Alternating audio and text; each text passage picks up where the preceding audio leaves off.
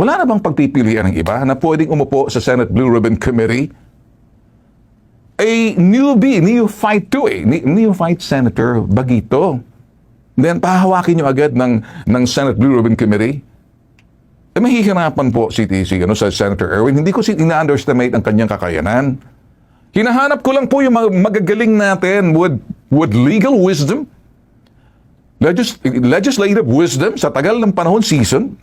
Hinahanap ko rin po yung merong understanding the dynamics between the executive and legislative process para nagkakaintindihan na yung uupo dyan, seryoso.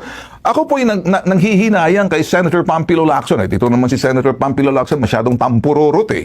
Palibhasa, may bumiras sa kanya na kung sino mang naiinggit man dyan, kung sino lahat, kayo dyan sa Senado, puro kayo mga ngaw-ngawerot, ngaw-ngawera. Wala ba kayong magawa?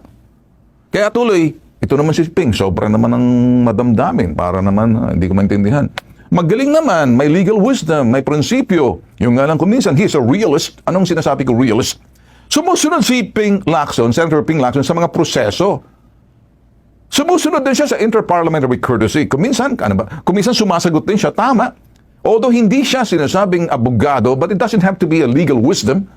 You just have to understand everything. But then again, hindi ba? With the concurrence of the majority, nasaan ang mga mayorya ninyo? Sino ba ang ilalagay na chairman ng Senate Blue Ribbon Committee? Andyan yung aking utol ni si Senator Erwin na hindi ko minamaliit. Ang gusto ko lamang, teka muna, wala ba kayong iba dyan? May galit ba kayo sa utol ko?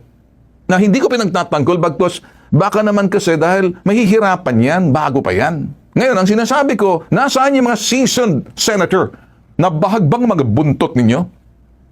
Andiyan ka naman, Pia Cayetano. O sige, nagdasal ka. O, gusto mo, sabayan kita magdasal. Yung pagdarasal na para ikaw makapag-isip na kung tatanggapin mo hindi. Kaya ko rin naman magdasal. Titingala tayo sa langit. Nagpagtingala natin sa langit, para ikaw'y maliwanagan. Tama naman yon. Pero napakatagal naman. Sana bilis-bilisan mong pagdasal. Na makita na mabigyan ka ng liwanag na tanggapin mo na. Sana ikaw, Kiko Pangilinan, abogado ka rin, tanggapin mo na. Sino pa bang mga natitira? Kung sakaling wala sa majority, di maghanap kayo sa minorya. Huwag na yung partisan na yan. Let it open kung sinong po pwede sa Senate Blue Ribbon Committee. Seryosohin po natin dito. Kaya tuloy, sinasabi ng Senator Erwin Tulfo, kung walang kukuha rito, acting chairman, then I have no choice. Gusto niyo ba ng Senate Blue Ribbon Committee chairman?